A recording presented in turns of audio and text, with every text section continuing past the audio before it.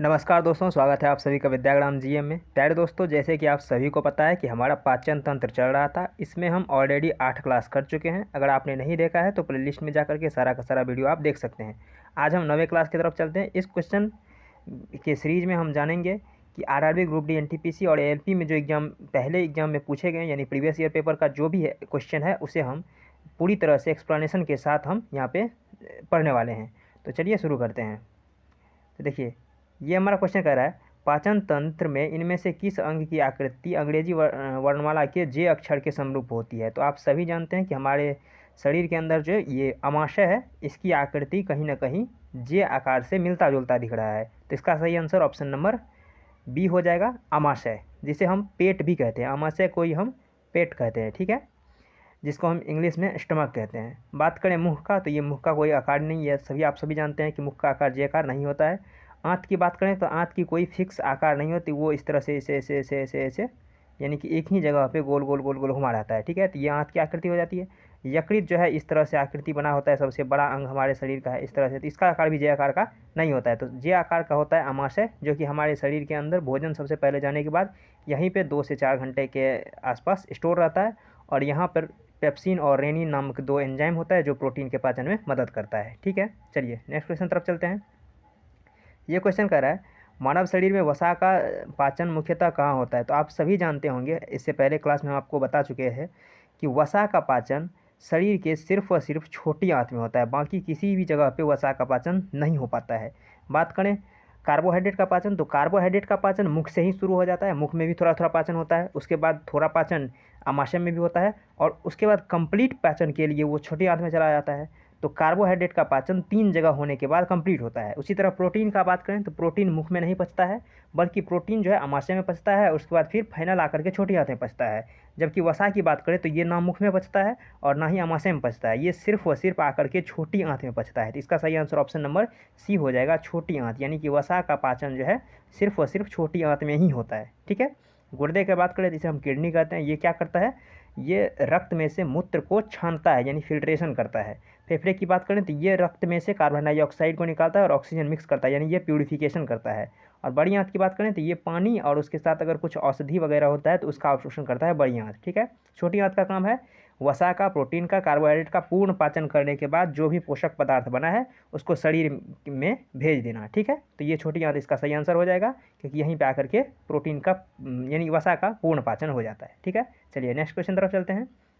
ये क्वेश्चन कर रहा है निम्न में से कौन सा एंजाइम अग्नाशय द्वारा स्रावित होता है। तो आप सभी देख सकते हैं कि यहाँ के अमाशय के पीछे एक छुपा हुआ ये जो आकृति आपको हल्का पीला रंग का दिख रहा है, ये पेंक्रियाज है। पेंक्रियाज को ही हम हिंदी में अग्नाशय कहते हैं। तो यही पेंक्रियाज है जो कि अमाशय के पीछे आपको दिख रहा होगा।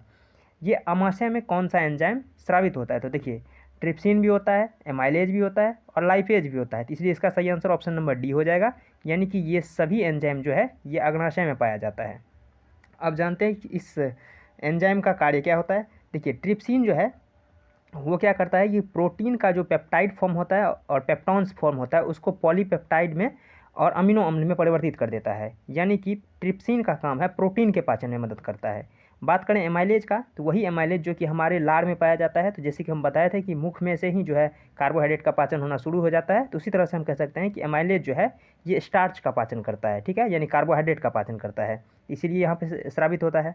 बात करें लाइपेज का, तो लाइपेज जो है फैटी एसिड और ग्लिसरॉल में बदल देता है वसा को, ठीक है। तो वसा के पाचन के लिए लाइपेज जिम्मेदार होता है, और ये सीधे छोटी आंत में ही, यानी कि ये जो पेंक्रियाज है इसका पेंक्रियाटिक जूस जो है ये छोटी आंत में स्रावित होता है, जिससे कि प्रोटीन का भी, कार्बोहाइड्रेट का भी और वसा का भी पाचन हो सके, ठीक है।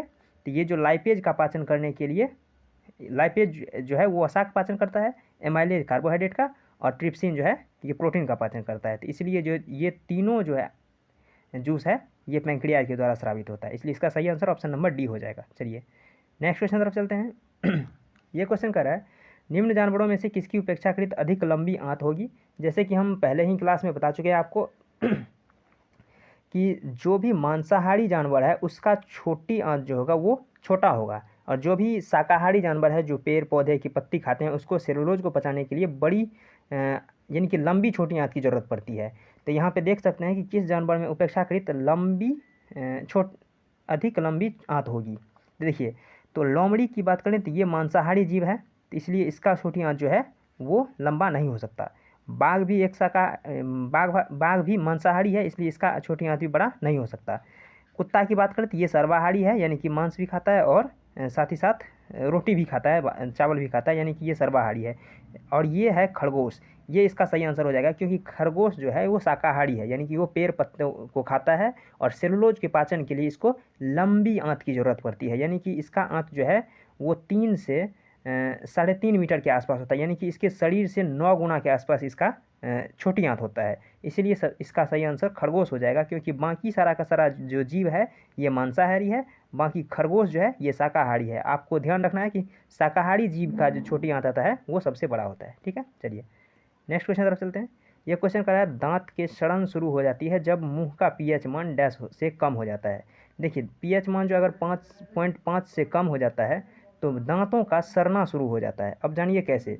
देखिए जैसे आपने भोजन किया और कुछ भोजन के कण आपके इसी दांत के बीच में फंसे रह गए, तो उसी पर बैक्टीरिया जो है पनप जाता है और वहाँ पर जो है इसका यानी पाचन करके एक अम्ल बनाता है, और उस अम्ल का जो पीएच मान होता है वो 5.5 से कम हो जाता है, जिस वजह से जो है इनेमल यानी कि जिसे हम दंतवल्क कहते हैं, ये कैल्शियम फॉस्फेट का बना होता है, इसका क्षरण हो जाता है। और इसका जैसे ही क्षरण हो जाता है उसके बाद जो है धीरे धीरे बैक्टीरिया जो है वो दांत के मसूड़े में घुसना शुरू कर देता है और फिर दांत का क्षरण हो जाता है। तो इसलिए मुंह का पीएच मान जो है 5.5 से कम नहीं होना चाहिए, नहीं तो दांत सड़ना शुरू हो जाएगा। ठीक है, इसको बनाए रखने के लिए ज़रूरी है कि खाना खाने के तुरंत बाद कुल्ला कर लें, ताकि जो भी छोटा मोटा कण है वो दांत में फंसा ना रहे, जिससे कि इसका पीएच ना बने, यानी कि अम्ल ना बने।